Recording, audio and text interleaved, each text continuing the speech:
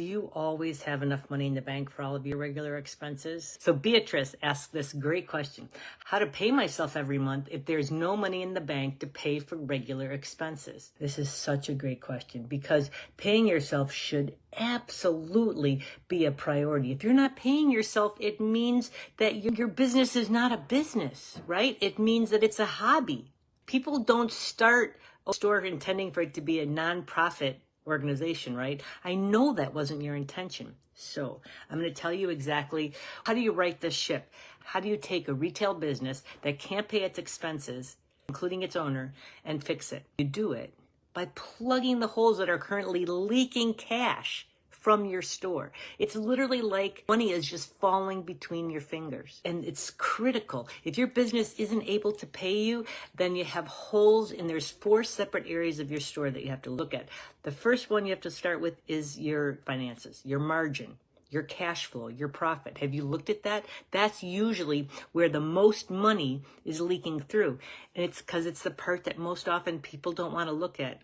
You've got to look at it. The second thing is your inventory, that you have too much cash tied up in slow moving merchandise. I have a client who used to call it a lazy merchandise. It just didn't want to leave the store. It loved how well I took care of it, and it didn't want to leave the store. You can't have inventory like that. You have to have a plan to bring your inventory in as well as move your inventory out, right? I want to give you this big picture, and then we're going to dig into a strategy that you can take action on right today. The third thing is that you're getting distracted by things, which I understand how easy that can be, or it's that your team isn't supporting you. Your team isn't performing the way it should be. And right, we're not taught to be leaders. We're not taught to be managers or bosses anywhere, right? The fourth thing is that your marketing is inconsistent. And perhaps you also don't have a clear customer avatar. Like, you know exactly who your customer is. You've named them so that you're targeting them in what you do. Those are the 4 areas: your finances, your inventory, your team, and your marketing. And what we find happens is that, and listen, I was guilty of that too, is that you tend to just think, oh, if more people came through the door, for sure, that's all I need to do. But that's not it. Because you guys, if you're leaking money, it's like pouring water into a bucket that has holes in it, and that water just goes through, that money just goes through. That's why you've got to fix them. Listen, and we can help you plug up all these holes in our Retail Mavens coaching program. It's a group coaching program. It has all these on-demand video lessons as well as additional trainings. We address all those areas as well as so many other bonus areas, so many other time-sensitive things. The thing is that if you're not paying yourself consistently, you can't keep doing it. What's going to happen is that you're going to end up getting burnt out, and your people need you. What you do is so important. It matters so much to your community. I did a free training all about this. I'll put the link below. Check it out. Take a look at it. It's going to help you identify with some of the mistakes that you're making in those areas that you can fix. I can't encourage it enough. It'll make such a big difference. So the one thing I'm going to tell you to do right now that will help with your finances, which is the key thing. Remember I told you how your finances, that's the first area that you have to plug the holes. And that's where we're looking at your cash flow, at your profit margins, at your maintained markup. We're looking at all those kind of numbers. And so the first thing I want to help you with, it's the first thing we tell every single client that we work with.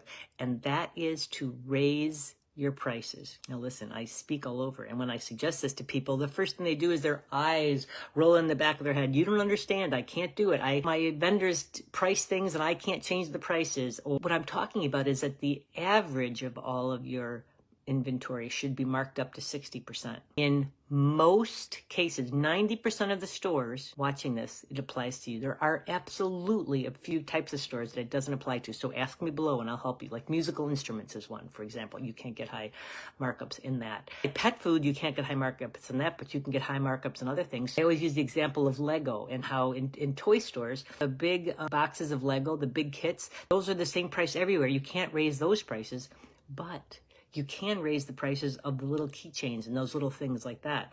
And that can have a huge impact. A lot of times you can mark those things up 3 times. If something's $2, you can easily mark it to $6. So that's the kind of thing I'm telling you, is that you have to look for things like that. Look for where the value is more than what the cost is.